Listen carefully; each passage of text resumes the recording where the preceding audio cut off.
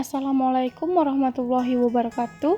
Saya Sarah Nadila Deswandi, saya dari kelas AKP 7A Program Studi Akuntansi Keuangan Publik Politeknik Negeri Medan.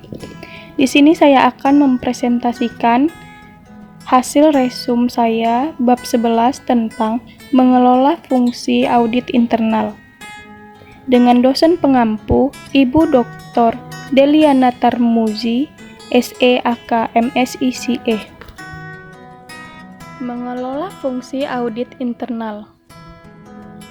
Fungsi audit internal atau disingkat FAI. FAI ditempatkan dalam struktur organisasi. Apakah itu perusahaan BUMN, BUMD, swasta, perusahaan terbuka, lembaga pemerintahan, rumah sakit, atau organisasi pada umumnya. Dalam satu ujung dari perspektrum ini, FAI ditempatkan dalam satu direksi, senior management level.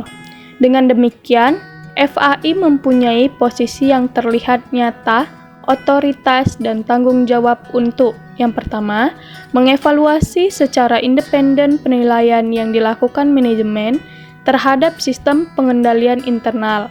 Yang kedua, menilai kemampuan organisasi dalam A. Mencapai tujuan-tujuan bisnisnya, B. Mengelola, memantau, dan menekan resiko-resiko yang menghambat pencapaian tujuan organisasi.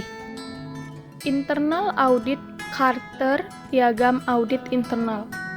Syarat penting yang harus dipenuhi seorang CAI adalah membuat piagam atau charter. Hal ini ditetapkan dalam Standar 1000. Berikut ini adalah kutipan dari Standar 1000 dan interpretasinya. 1000 Tujuan, otoritas, dan tanggung jawab. Independensi dan objektivitas. 1130. Hilangnya independensi dan objektivitas. Jika independensi atau objektivitas hilang, baik dalam kenyataan atau dalam persepsi atau pandangan orang lain, hal ini harus diungkapkan ke pihak-pihak yang tepat. Apa yang akan diungkapkan tergantung pada sifat dari impairment tersebut. Ancaman terhadap independensi auditor. Yang pertama ada self-review threat, advocacy threat, familiarity threat, self-interest, intimidation threat. Penjelasan gambar. Self-review threat. Ini adalah ancaman terhadap independensi auditor yang memeriksa apa yang dikerjakannya sendiri. Advocacy threat.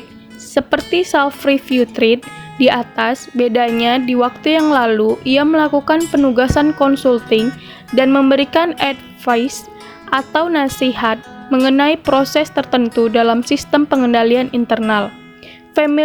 Familiarity threat, ancaman terhadap independensi auditor yang sangat familiar dengan tugas yang dihadapinya sehingga ia berpotensi menjadi lengah. Self-interest, auditor mempunyai kepentingan pribadi dalam area yang diauditnya. Intimidation threat, ancaman terhadap independensi auditor yang diintimidasi apapun intimidasinya. Prevensi dan due professional care. Pertahanan 3 lini. 3 lini pertahanan mencerminkan 3 kelompok dengan fungsi-fungsi yang berbeda dalam pengelolaan resiko secara efektif, yakni pertama, fungsi-fungsi di mana resiko terjadi dan karenanya mereka harus mengelola resiko tersebut. 2. Fungsi-fungsi mengawasi resiko, dan 3. Fungsi-fungsi yang memberikan independent assurance, yakni fungsi audit internal. Bisa dilihat the 3 lines of defense model. Lini pertahanan pertama, manajemen operasional.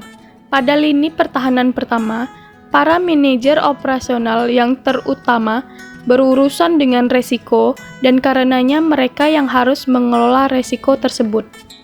Lini pertahanan kedua, fungsi manajemen resiko dan fungsi kepatuhan. Lini pertahanan pertama dan kedua dapat digabungkan. Manajemen operasional di samping mengurus manajemen sehari-hari, juga mengelola resiko dan memastikan bahwa kepatuhan atas segala aturan terjadi. Namun, dalam kenyataannya, harus ada satu lini pertahanan yang memusatkan perhatian pada fungsi manajemen resiko dan fungsi kepatuhan. Lini pertahanan ketiga, audit internal. Audit internal memberikan assurance yang komprehensif terhadap governing body dan senior management dengan tingkat independensi dan objektivitas tertinggi dalam organisasi. Audit eksternal, regulator, dan lembaga-lembaga eksternal lainnya. Sekian presentasi dari saya. Jika ada kurang dan salah, mohon dimaafkan. Wabillahi taufik wal hidayah. Wassalamualaikum warahmatullahi wabarakatuh.